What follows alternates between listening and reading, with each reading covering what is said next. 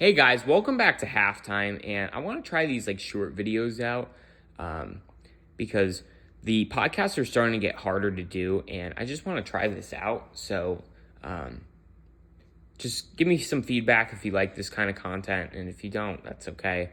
I'll go back to the podcast when I get time. But let's get started. Carlos Correa, one of the best free agents available in the 2022 free agency class, was nothing short of madness. So how did we get here? Who won, who lost, and who's in between? Let's go. Correa had spent his time with the Houston Astros, who drafted him in 2012, leaving the organization in 2021 to become a free agent. During his time with the Astros, he had a World Series championship in 2017, a Gold Glove, Platinum Glove. He was a two-time All-Star and the Rookie of the Year. Going into the 2021 offseason, everyone knew that Correa, 27 at the time, was the hottest name on the market. Every team was rumored to be in on him. Then the bomb dropped. Free agent Carlos Correa signed with the Minnesota Twins for 3 years, $103 million, with an opt-out after the first year. Everyone was shocked, including me. The Minnesota Twins finally spent money to get a good player. Carlos Correa had a quote-unquote bad year, but was actually a very good season. He had 152 hits, 22 home runs, a batting average of .291, 64 RBIs, an OPS of .834, and an OPS plus of .140. Carlos Correa was not happy with the situation. The Minnesota Twins were eliminated from playoff contention pretty early on. So he opted out of his contract, once again becoming a free agent. Nobody knew this would cause the wildest free agency for a player in history. Time went by, teams were being rumored to be in on Correa and ready to give him a big contract. Then, on December 13th, Carlos Correa signed a 13-year, $350 million contract with the San Francisco Giants, who had previously been attached to signing free agent Aaron Judge, who ended up staying with the Yankees. Everyone was excited for the Dodgers and Giants rivalry to become even better with their star player at shortstop. Then something happened.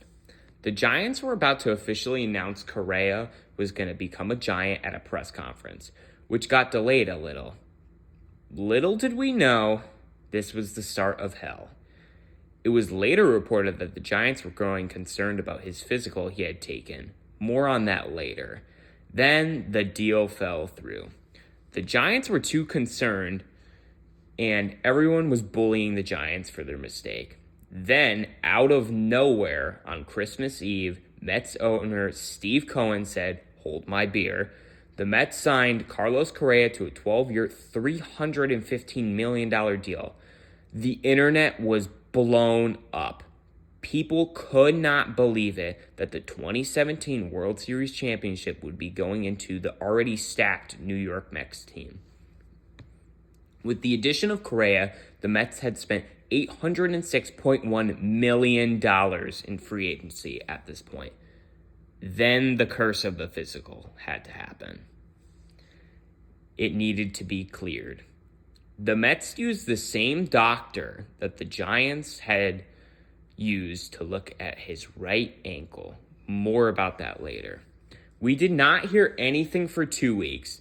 Then we finally heard something very important. The Mets were also concerned about the health of Correa. When Correa was a prospect in the Astros system, he had an injury which required surgery to his right fibula and ligament damage in his right ankle.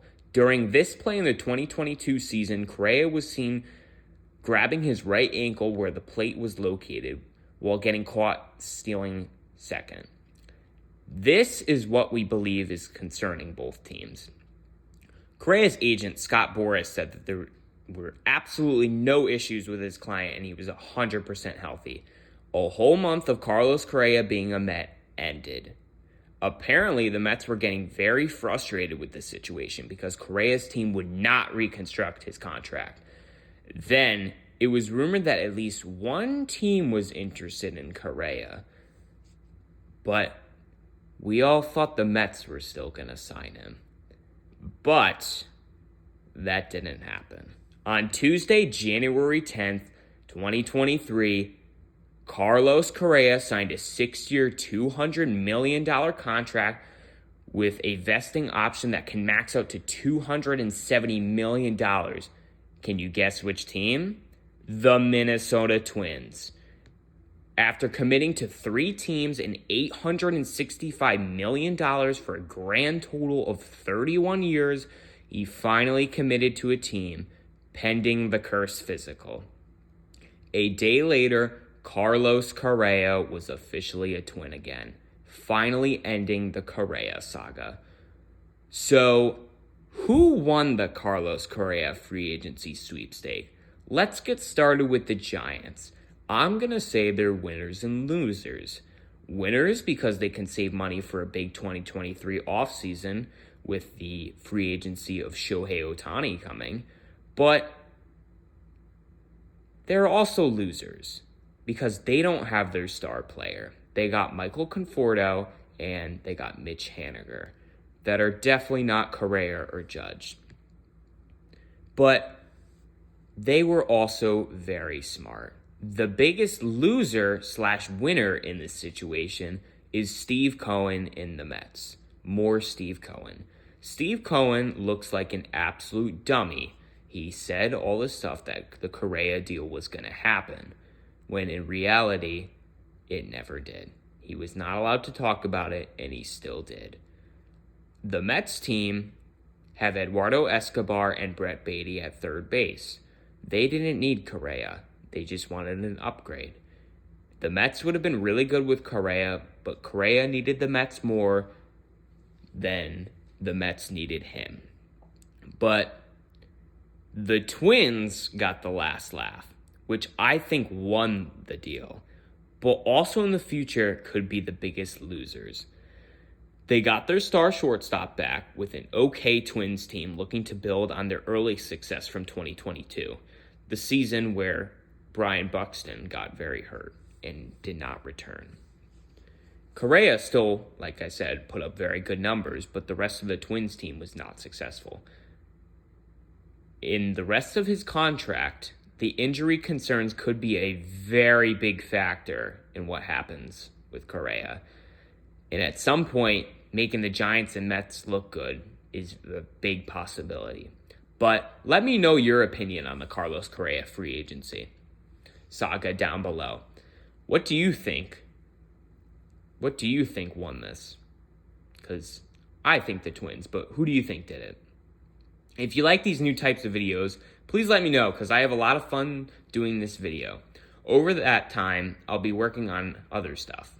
Halftime, other stuff, and a bunch of videos for this channel, which I will officially like to announce. I'm going to change the name from the Halftime Podcast to Halftime Media. So I want to thank you guys for watching this video. Make sure to like, comment, subscribe, and stay tuned for more content. This is Owen from Halftime Media. I'll see you around.